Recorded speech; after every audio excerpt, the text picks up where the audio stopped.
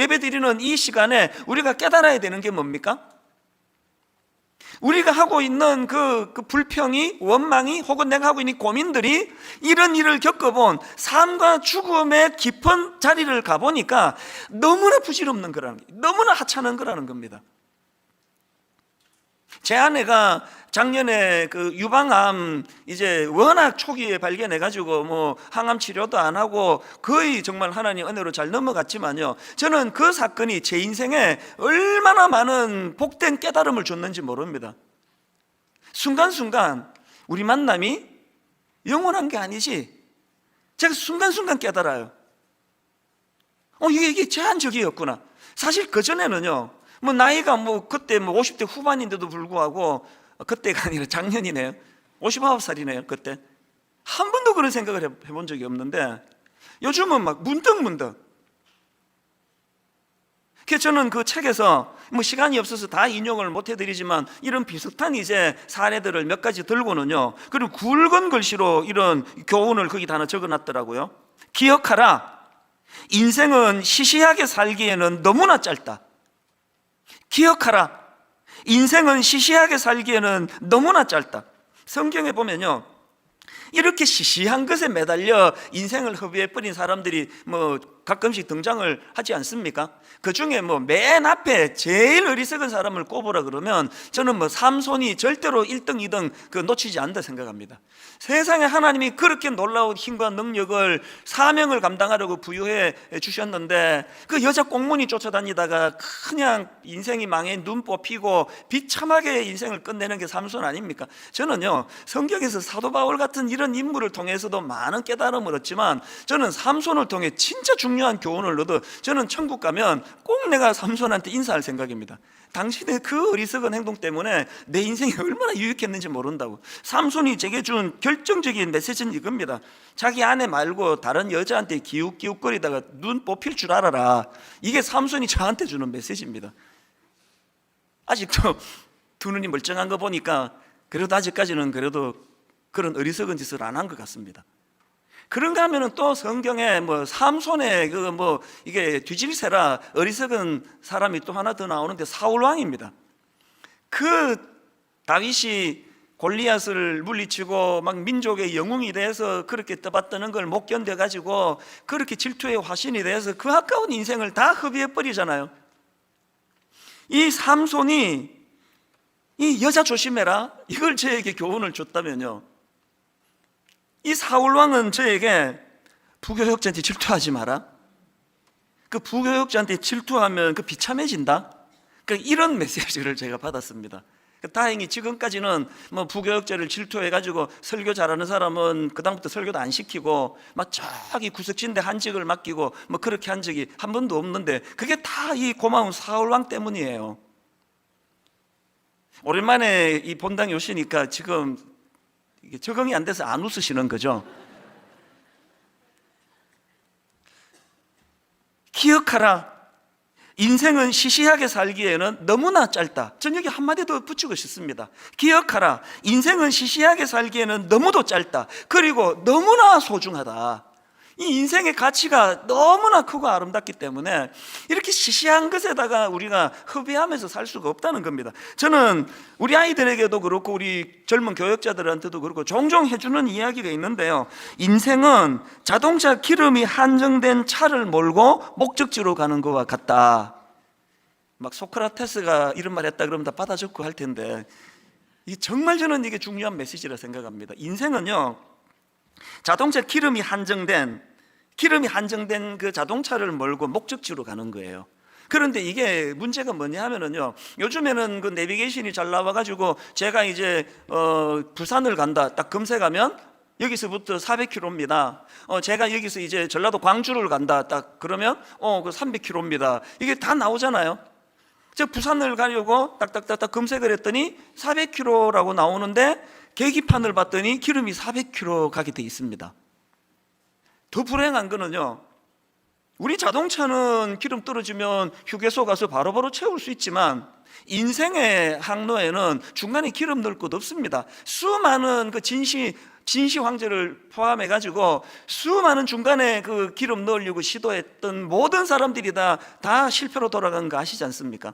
그렇기 때문에요, 인생이 뭐 여기도 기웃거리고 저기도 기웃거리고 이럴 여유가 없습니다. 그 외도하시는 분들이 꼭 이 말씀을 들으면 좋겠습니다. 이게 여유가 그렇게 없습니다. 딱 뭐 차 몰고 가다가 아니 그 대전에서 갈림길이 있지 않습니까? 경부고속도로로 들어가야 되는데 호남고속도로로 들어갔네? 이 지금 그 광주 쪽인데? 그러면요 목적지 못 가는 거예요. 기름이 그렇게 다 한정이 돼 있으니까. 어떻게 우리가 인생을 삼손처럼 그렇게 기웃기웃거리며 그렇게 살 수 있겠냐고요. 이런 의미에서 저는 오늘 이 본문 말씀이 성경 말씀이 매번 읽을 때마다 이게 최고다 그러고 있지만 이건 제 인생의 말씀이거든요. 사도행전 20장 24절, 내가 달려갈 길과 주 예수께 받은 사명 곧 하나님의 은혜의 복음을 증언하는 일을 마치려 하면은 나의 생명조차 조금도 귀한 것으로 여기지 아니하노라. 지금 이게 사도 바울이요 미사역으로 쓴 거 아닙니다. 그의 삶을 보면, 그리고 이 본문의 지금 배경 자체가 무슨 따뜻한 혹은 에어컨 켜놓고 안락하게 책상에서 그런 문학으로 쓴 거 아닙니다. 이 본문 바로 앞에 22절을 보십시오. 보라, 이제 나는 성령에 매여 예루살렘으로 가는데 거기서 무슨 일을 당할는지 알지 못하노라. 오직 성령이 각성해서 내게 증언하여 결박과 환난이 나를 기다린다 하시나. 그러나 본문 24절, 내가 달려갈 길과 주 예수께 받은 사명 쭉 나오는 거거든요. 저는 오늘 너무나 제가 소중히 여기는 이 말씀을 새생명 축제에 우리 이 귀한 VIP 하나님을 아직 잘 모르셨던 분들을 모셔놓고 제가 이 말씀을 꼭 전해야 되겠다 생각을 했는데요, 지금 코로나19 이것 때문에 많은 분이 아니라 아예 여기다 초청할 수가 없으니 여러분 어떤 형식이든지 간에 이런 말씀들을 좀 전달할 수 있으면 좋겠습니다. 너무 간절한 마음으로 이 말씀을 준비했거든요. 저는 오늘 이 본문 말씀을 가지고 그 시시하게 살지 않기 위해서 인생이 구비해야 될 한 3가지 종류를 제가 좀 준비를 했는데요. 자, 여러분, 시시하게 살지 않는 인생의 모습 3가지입니다. 첫째가 뭐냐? 흔들림 없는 삶의 방향. 제가 부연 설명으로 목적지를 안다는 것, 이렇게 제가 부연 설명을 달았는데요, 앞에서 말씀드렸잖아요. 인생에 기름이 많지 않습니다. 우리가 이 땅에 태어나 목적지를 향해 한번 달려가는데 막 이게 이것도 해보고 흥청망청 삼손처럼도 또 사울처럼도 이렇게 살아보고도 여유 있지 않습니다. 절대 그런 게 아닙니다. 인생인 게. 제가 이제 이 새생명 축제 말씀을 준비하면서 예전에 읽었던 그 목적이 이끄는 삶, 제가 이제 이걸 꺼내놓으니까 제 아내가 그거 추억을 돋게 하네요. 개척 초기에 이 책을 가지고 우리가 40일 새벽 기도도 하고 또 매주일마다 이제 이 말씀을 같이 나누었던 기억이 있는데요, 이제 오랜만에 이 책을 꺼내갖고 다시 읽다가 보니까 아니 옛날에 내가 그렇게 많이 읽었는데 몇 번이나 읽었는데 발견을 못한 글 하나가 있었습니다. 왜 발견 못했을까 보니까 이게 추천사에 있었더라고요. 저도 이제 가끔씩 책 추천사 의뢰하면 이제 쓰는데 안 써야 되겠다 했습니다. 사람들이 추천사는 잘 안 읽는구나. 홍정길 목사님이 이제 원로 목사님이 되신 홍 목사님이 그 추천사를 쓰셨는데 거기에 이 노젓는 법을 이제 설명을 하시는 겁니다. 목사님이 어릴 때 이제 친구들하고 또 선배 몇 분하고 이제 그 배를 타러 가셨나 봅니다. 그래서 이제 노를 젓는데요, 이게 아무리 열심히 노를 저어도 배가 기웃덩거리기만 하고 제자리만 맴도는 거예요. 계속 이제 어떤 친구들은 저기까지 앞서가고 그러는데 이 목사님은 계속 제자리만 뱅뱅뱅 도는 겁니다. 그랬더니 어느 선배님이 보시고 이제 이게 좀 안쓰러우셔가지고 가르쳐 준 겁니다. 이렇게 조언을 했습니다.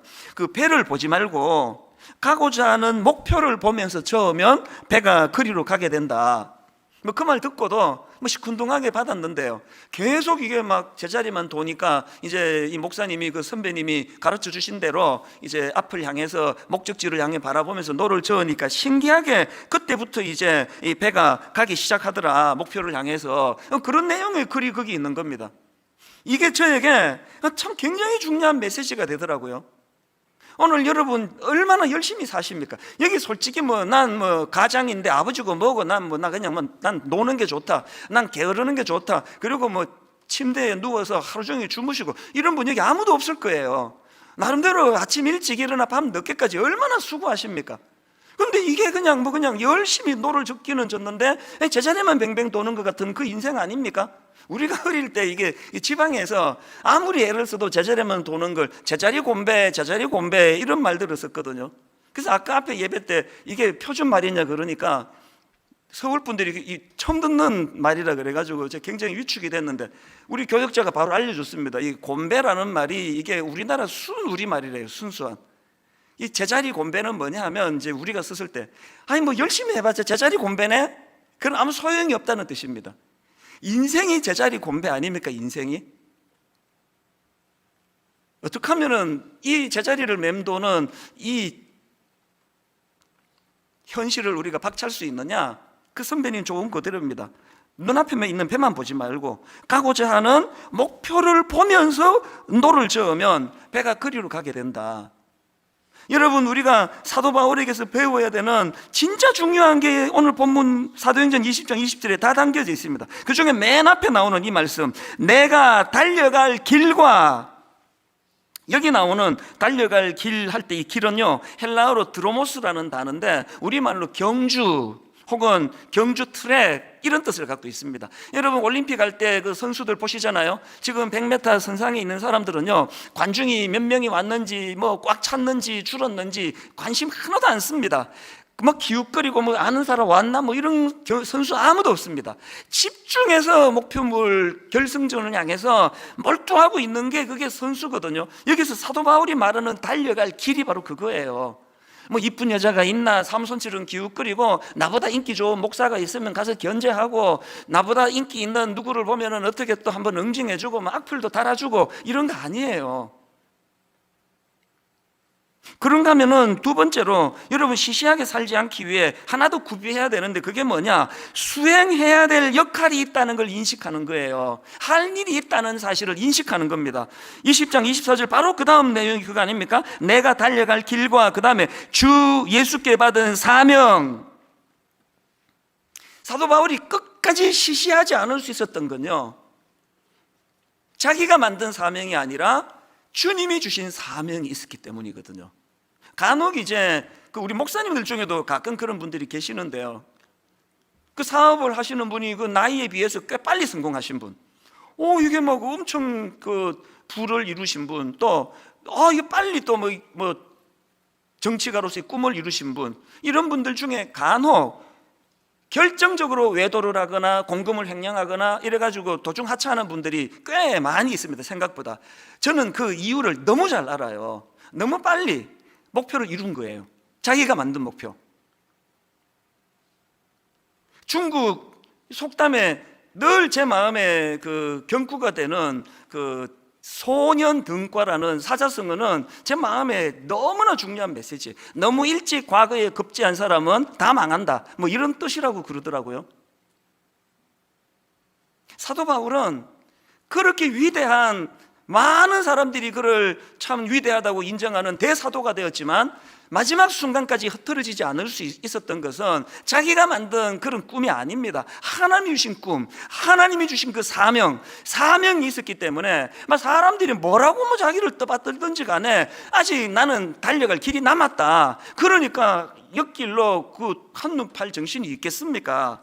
여러분이 수행해야 될 역할, 그래서 저는 사도 바울에게 감동이 되는 게 빌립보서 1장 21절부터 하면 내용이 너무 감동적이에요.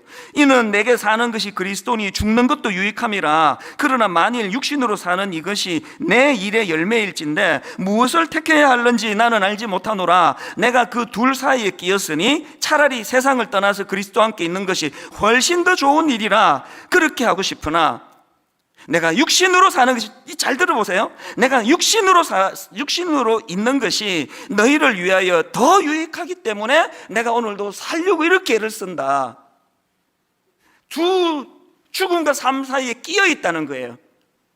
나 자신을 위해서는 이렇게 고난스럽고 힘든 이 땅 빨리 정리하고 천국으로 가 주님 곁에 가는 게 내게 훨씬 유익하지만, 그러나 나는 더 살아내기를 원한다. 너희들에게 내가 유익하기 때문이다.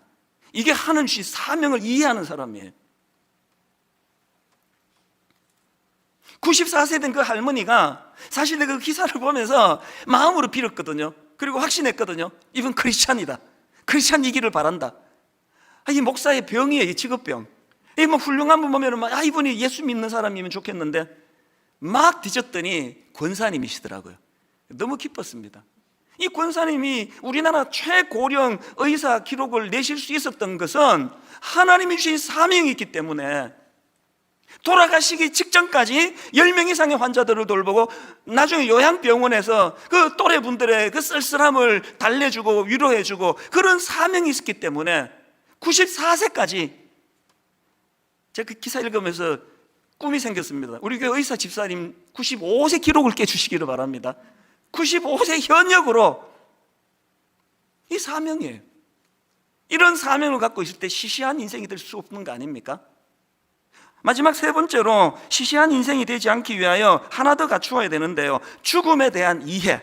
제가 부연 설명하기를 돌아갈 본향이 있음을 안다는 것, 이게 나를 시시하게 시시한 인생이 되지 않게 한다는 것. 본문 24절 뒷부분에 그 내용이 나옵니다. 내가 달려갈 길과 주 예수께 받은 사명 곧 하나님의 은혜의 복음을 증언하는 일을 마치려 하면은 나의 생명조차 조금 더 귀한 것으로 여기지 아니하노라. 제가 오래전에 일이긴 한데요, 로마를 방문한 적이 있습니다. 그게 집회가 있어서 이제 로마를 갔더니 너무너무 고맙게도 집사님 몇 분들이 이제 목사님 설교 인터넷에서 잘 듣고 있습니다 그러면서 며칠을 저한테 딱 붙어서 너무너무 맛있는 것도 사주시고 막 좋은데 구경도 데려가시고 그래서 뭐 콜로세움을 위시해서 그 관광객들이 많이 모이는데 여러 군데를 다녀왔거든요. 그런데 제 마음에 그 여러 군데 중에 진짜 한 번 더 가봤으면, 내가 이거 다시 한 번만 더 가봤으면 하는 마음에 늘 그 그림이 그려지는 곳이 딱 한 군데 있습니다. 콜로세움을 뭐 달력에 있는 거랑 너무 똑같아가지고 뭐 두 번 보고 싶진 않습니다. 내가 한 번만 더 가봤으면 하는 데가 뭐냐 하니까 사도 바울이 마지막에 감옥에 갇혀있던 그 현장 잘 보관해놨더라고요. 여기서 감옥 생활을 하다가 이제 참수를 당해서 이제 죽는 그 현장을 설명해 주시는데, 이분은 거기 이제 현지 사시는 분이니까요, 계절별로 어느 때 뭐 온도가 어떻고 이런 설명을 하는데, 어느 그 순간에 기온차가 많아가지고 겨울에는요 사도 바울이 어마어마하게 거기서 고통스러웠어요. 추워가지고. 실제로 그 디모데후서인가 보면은 사도 바울이 올 때 겉옷을 좀 가져다 달라고 그런 부탁을 하지 않습니까? 그렇게 비참하게 감옥 생활을 하다가 이제 참수를 당해서 인생을 끝내는데, 제가 그때 받았던 경외감이 뭐냐 하면은요, 제가 미국의 필로신학교에서 공부할 때 노 교수님의 말씀 한번 말씀드렸잖아요. 의외로 많은 지도자들이 끝까지 완주하는 경우가 드물다. 중간에 변질되고 중간에 엉뚱한 도로 새는 그런 지도자들이 많다는 그 이야기가 늘 마음에 두려움이 되는데, 제가 사도 바울을 향한 경외감과 그리고 사도 바울을 보면서 제가 뭐 그분하고 저하고 뭐 이게 뭐 영향을 갖다 댄다면은 그분은 만이고 저는 1밖에 안 되는 존재지만, 저는 사도 바울과 제가 공통점 하나 갖기를 원합니다. 이게 내 소원이에요. 끝까지 완주한 거. 막 그분은 뭐 마라톤을 뭐 제일 1등으로 달려갔지만 난 꼴찌로 간다 할지라도 사도 바울과 제가 공통점으로 갖고 싶은 건 인생을 완주하고 싶습니다. 도중하차하지 않고. 저와 여러분이 몇 등 등수 따지지 아니하고 완주하기를 원합니다 한다면 하나님 앞에 은혜를 구해야 되는데요, 사도 바울은 어떻게 끝까지 그 고난의 길을 변질되지 않고 완주할 수 있었을까? 바로 그 대답이 디모데후서 4장에 나와 있는 걸 제가 이번에 새롭게 또 감동이 되더라고요. 6절부터 보십시오. 전제와 같이 내가 벌써 부어지고 나의 떠날 시각이 가까웠도다. 나는 선한 싸움을 싸우고 나의 달려갈 길을 마치고 믿음을 지켰으니. 아니 이게 지금 이게 임종 직전, 죽음 직전 아닙니까?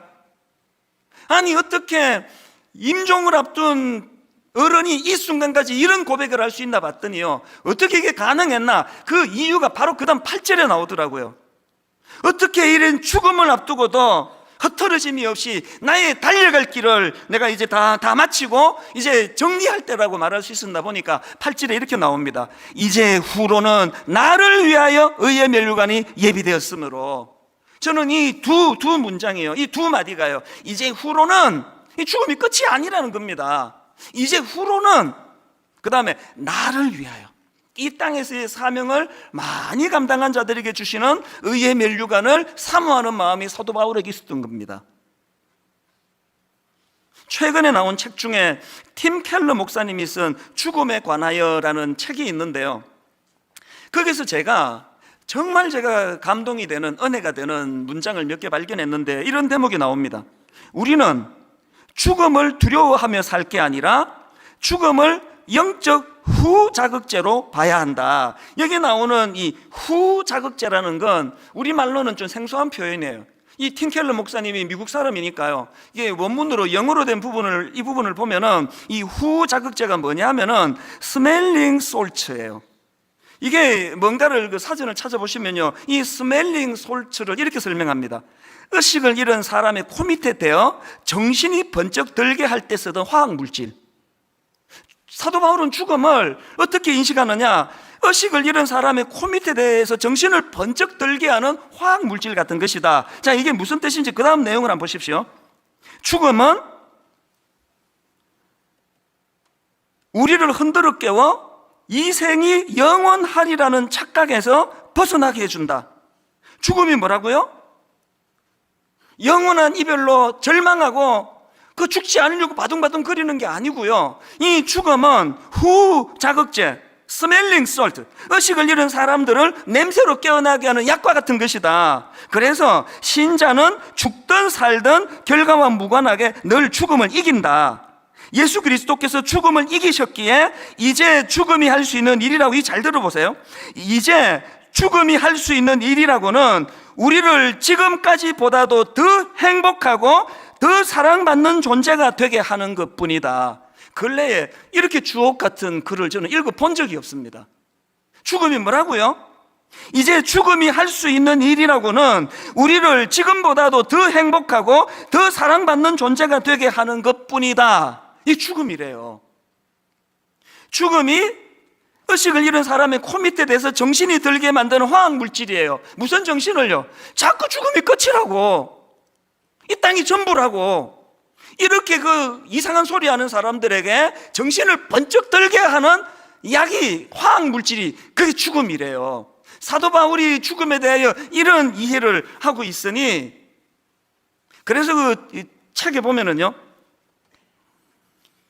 현대인들이 지금 이 죽음에 대한 정리가 잘 돼 있지 않아서 인생이 이렇게 혼란스럽고 타락하고 방종하고 그렇게 된다는 겁니다. 그 다음 이런 내용이 있습니다. 현대 문화에서 섹스와 연애, 돈과 출세, 정치와 사회운동 등 수많은 요소의 비중이 지나치게 비대해진 현상은 현대인이 죽음 앞에서 신과 종교에 의지하지 않고도 의미를 느끼려고 한다는 방증이다. 한마디로 말해서 죽음에 대해서 오해하고 있다는 거예요. 이 땅이 전부인데 막 그냥 남편 아내 막 숨겨가면서 막 한 여자랑 내가 만족이 돼? 어떻게 내가 한 남자로 끝낼 수 있냐고. 막 누려야지, 즐겨야지, 돈 벌어야지. 그렇게 집착하다가 허무하게 끝나버린다는 겁니다. 사도 바울이 임종을 앞두고도 어떻게 그렇게 담대할 수 있었냐고요? 자기가 생각하는 죽음은요, 정신 잃은 사람한테 코 밑에 대가지고 정신이 번쩍 들게 하는 화학 물질로 이해했으니까, 사도 바울이 이해하는 이 죽음이라는 것은 이제 죽음이 할 수 있는 일이라고는 우리를 지금보다 더 행복하고 더 사랑받는 존재가 되게 하는 것밖에 없다.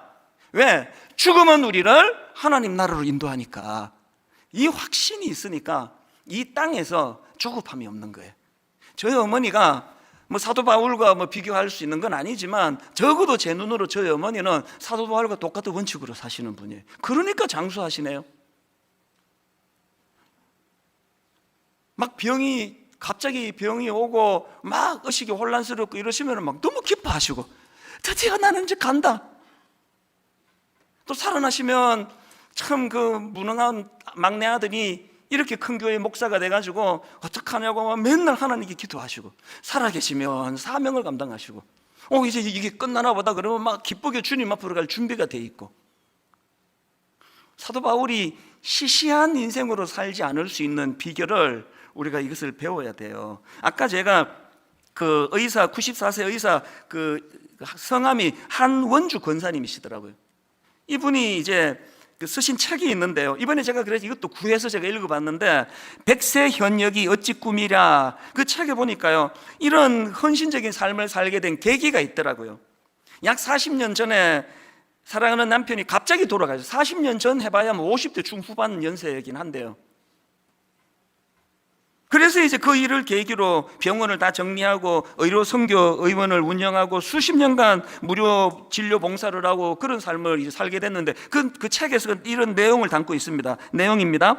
그러던 어느 날 남편의 죽음은 나의 육신과 영혼을 송두리째 뒤흔들어 놓았다. 그의 죽음은 우리 모두를 당혹해 했다. 특히 그의 순수한 학구열을 누구보다도 잘 알고 이해하고 있던 나는 번뇌가 클 수밖에 없었다. 남편이 가고 나니 나의 인생관도 바뀌었다. 재물도 명예도 지위도 부질없는 것이라는 마음이 엄습했다. 인생의 위기가 온 거예요. 그렇게 부를, 그렇게 의사로서 명예를, 그렇게 모든 걸 다 누려도 다 허무한 거예요. 남편이 부부간에 금슬이 너무 좋으셨는지 그런 허무가 찾아올 때, 인생의 위기가 왔을 때, 그 다음 글을 보세요. 허전하고 허망한 심정을 달랠 길을 갈망하면서 눈물로 기도하며 하나님께 매달렸다. 그 길 밖에는 내 마음을 가라앉힐 방법이 없었다. 그래서 새벽 기도를 나가기 시작했대. 새벽마다 하나님 앞에 은혜를 구하며 새벽마다 하나님 앞에 이 허무하고 허망한 마음을 주님 앞에 토해 놓았을 때, 제가 이 글을 읽는데요, 지난주 여러분께 보여드렸던 그 사진이 떠오르는 거 아닙니까? 다시 한번 화면으로 보시겠습니까? 저 손이요, 지난 주일에는 저 손의 주인공은 베드로였는데요, 오늘 보니까 저 손의 주인공이 또 이 할머니예요. 50대 인생의 위기가 왔을 때, 점점 빠져들어갈 때, 남편의 부재가 어떤 것도 다 시들하게 만들 그때에, 그 새벽 기도 나가서 하나님께 은혜를 구했을 때, 그 손을 잡아 가치 있는 인생으로 만들어 주셔서 우리나라 최고령 의사, 수많은 신문들이, 어떤 유력한 정치가라도 저는 이렇게 많은 신문들이 의미 부여하면서 그의 죽음을 다루는 기사를 저는 근래에 본 적이 없습니다. 지난 여름에 제가 새벽마다 한 10,000보씩 이제 걷는다고 말씀을 드렸는데요, 한 3주 전후라고 생각해 신비한 걸 경험했습니다. 나가면은 찬양 하나가 맴도는 거예요. 그리고 이 찬양만 부르면 눈물이 나는 겁니다. 나는 길 잃은 나그네였네, 죄 중에 헤매이는데 사랑의 왕 내 목자 예수 나를 집으로 인도하네. 이상하게 매일 새벽에 찬양이 또 올라져가지고 가면서 막 유튜브를 검색해서 어떨 때는 어떤 교회 성가대 특송으로 제가 듣고, 어떨 때는 어떤 그 성악가의 그 찬양으로 그거를 듣고 하는데 어느 찬양인지 눈물이 나는 거예요. 새벽마다. 왜 그랬을까요? 제 얘기거든요. 나는 길 잃은 나그네였네. 이 나이까지 오기까지 20대 초반에 미국 건너가서부터 시작해서 얼마나 많은 길 잃은 나그네 같은 일들이 많았습니까? 죄 중에 헤매이는데 사랑의 왕 내 목자 예수 나를 어디로? 집으로 인도하네. 많이 울컥울컥 참 눈물을 삼키면서 그 새벽마다 가슴이 뜨거워졌는데요, 오늘 여러분 코로나19 때문에 이 자리에 초청하지 못한 많은 분들에게 이 말씀을 들려주고 싶습니다. 20대 초반에 제가 흑인 가게에서 일을 하기도 하고 미국 공장에서 청소를 하기도 하고 유태인들만 있어가지고 이건 동양인은 영어 잘 못하는 저 한 사람 딱 있고 전부 자기들끼리 엿새 동안 왕따 당하는 심정으로 살아갈 때 저를 살려준 게 교회예요. 교회가 없었으면 전 죽었습니다. 지금 그 빚을 제가 갖고 있는 거거든요. 영적으로는 손을 내밀어 주시는 주님이 계시고